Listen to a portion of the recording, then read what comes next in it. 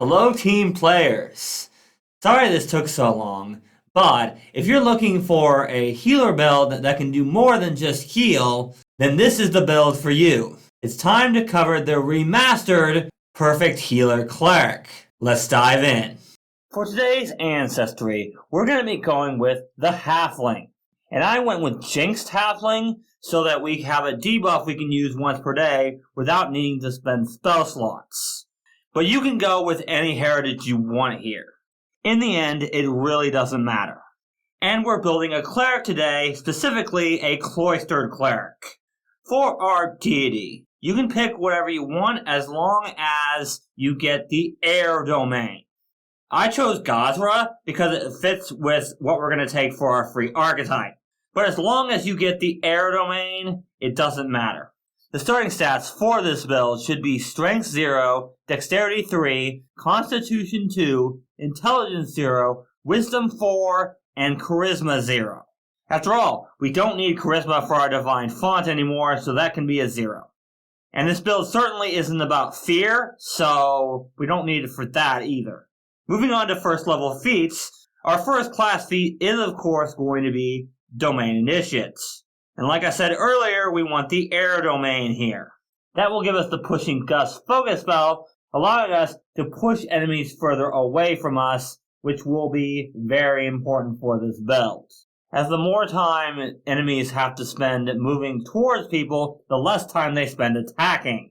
Then for our ancestry feat, we're going to take Unfettered Halfling. The last thing we want in this build is to get grappled. That is very, very bad.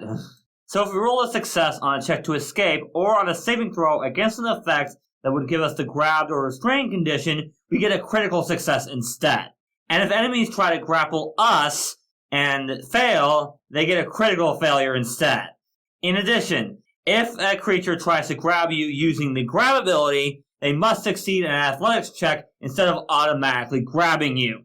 In other words, this makes it very hard for opponents to grab you in any fashion, and easier for you to escape from grapples. For level 2, we're going to take Rapid Response. As a reaction, when an ally is reduced to 0 hit points, you can stride up to your speed. You also get a plus 10 circumstance bonus to your speed when using this reaction. This is really a great action economy. You're using a reaction to stride, so you don't have to do it on your turn, and you can move 10 feet further. This is for those situations when you're too far away from an ally to heal them when they go down. For our free archetype, we're going with the Druid dedication, hence why Gazra as a deity. For your order, you have a couple of choices here. We are going to want to take both of these orders eventually, but which one you pick up here really doesn't matter. You're going to want to pick either the Storm Order or the Leaf Order. Choose the Leaf Order if you want to go full into the healing at low levels. If you want to have more offense at low levels, choose the Storm Order. Of course, for third level general feats, you'll want to take the standard Die Hard, Toughness, and Canning Acumen for your Fortitude saves, but you'll also want to take Prescient Planner and Prescient Consumable. Prescient Consumable is the important one here, but that requires Prescient Planner, so you gotta take that too. Prescient Consumable will allow you to pull out potions when you don't have any and you're out of spell slot. That will allow you to heal your allies even if you run out of heal spells. At level 4, we'll be picking up Sacred Ground. This is more for out of combat healing. We'll want to be trained in medicine either way, and this will pair very nicely with the Treat Wounds action, as this is just more healing on top of Treat Wounds. Then we'll pick up Order Spell, so we can pick up the focus spell associated with the order we picked for the Druid dedication. So that's either Cornucopia or Tempest Surge. Moving on to level 5, we'll be taking Cultural Adaptability, and we want Human for Natural Ambition. And for Natural Ambition, we'll be taking Healing Hands, allowing us to roll d10s for our heal spells rather than d8s. Okay, for team report number 1. First, remember that even though we don't have leveled primal spells yet, we still have cantrips. So we can prepare attack cantrips. Things like Ray of Frost or Electric Arc. Try to pick elemental spells here so that you can hit enemy weaknesses. You could also pick up Scatter Scree to give your enemies a bit of difficult terrain to deal with. And of course, with your cleric spells, you're going to want to focus more on supports. Healing hit points and debuffs, or debuffing your enemies. That sort of thing. And that air domain will help you with your defense. Although, we won't get the spell that's really going to help us with that until a bit later. And of course, if you pick up the Leaf Order, you're going to have more healing options. And if you pick up the Storm Order, you're going to have more attack options. Like I said before, you're going to want both of those eventually, but whichever one you pick first doesn't matter. For level 6, we'll be taking Magic Hands. This allows us to roll d10s for our treat wounds and add a status bonus equal to our level to the healing. Then basic druid spellcasting to finally get some leveled druid spells. At level 8, we'll be taking Advanced Domain for the Disperse into Air focus spell. As a reaction, if we would take damage from an attack or hazard, we can make it so we can't be attacked or targeted until the end of the current turn. After this, we can move to any space we can take up within 15 feet of where we started. So effectively, that enemy can hit us once, and then we can't be attacked anymore. And after that, we can move out of their range. After that, we'll take Primal Breath for more leveled spells. For our level 9 Ancestry feat, we're going to be taking Helpful Halfling.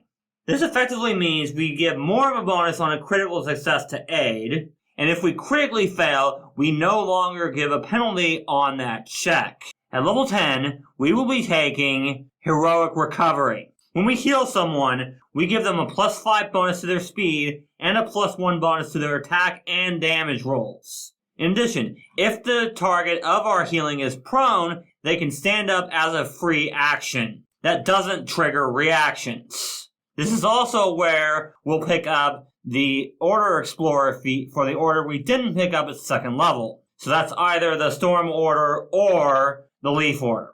Next is Defensive Recovery. This is the same thing as Heroic Recovery, except it gives a +2 bonus to AC rather than the offensive stuff that Heroic Recovery gives allies. Then Expert Druid Spellcasting for more primal spells. Then we'll pick up Cooperative Nature for our 13th level Ancestry feats. This gives us a +4 on checks to aid, which will work extremely well with that Helpful Halfling feat we took a while ago.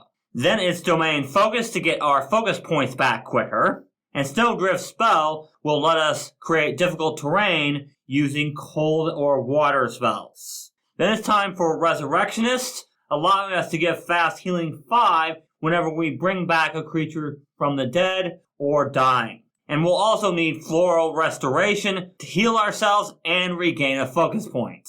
You could also take Wind Color here so you can fly. Really up to you.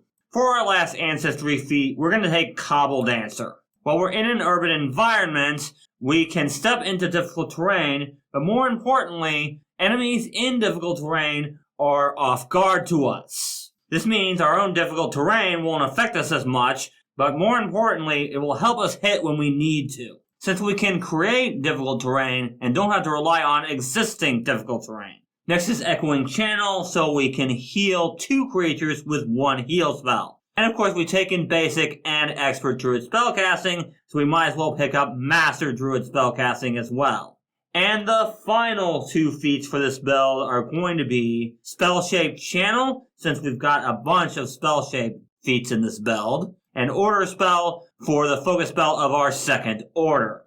For Teamwork Report number 2, now that we have a bunch of spell-shaped feats, we want to use those as much as possible. Especially Heroic Recovery and Defensive Recovery. Because once we get to level 20 and can take Spell-Shaped Channel, we can use those as free actions. Meaning we can do other stuff, like moving around, casting one-action spells, or even raising a shield if we have one. True, we don't have shield block in this build, but that doesn't mean we can't raise the shield to get the AC bonus. Don't forget, we also have Disperse into Air, allowing us to get out of sticky situations really easily. And we are, of course, better at healing, with stuff like Magic Hands and Resurrectionist. But don't forget, we also have primal spells. And the primal list is the most versatile spell list in the game. We can attack with elemental damage, we can create difficult terrain, and we can even transform into animals if we want to go into melee. But this build is designed for ranged attacking, which means that last one on the primal list isn't a great option. But if you guys are more interested in a war priest build, you can check out this video here. Thank you guys so much for watching, and remember, teamwork is vital. It helps us solve problems.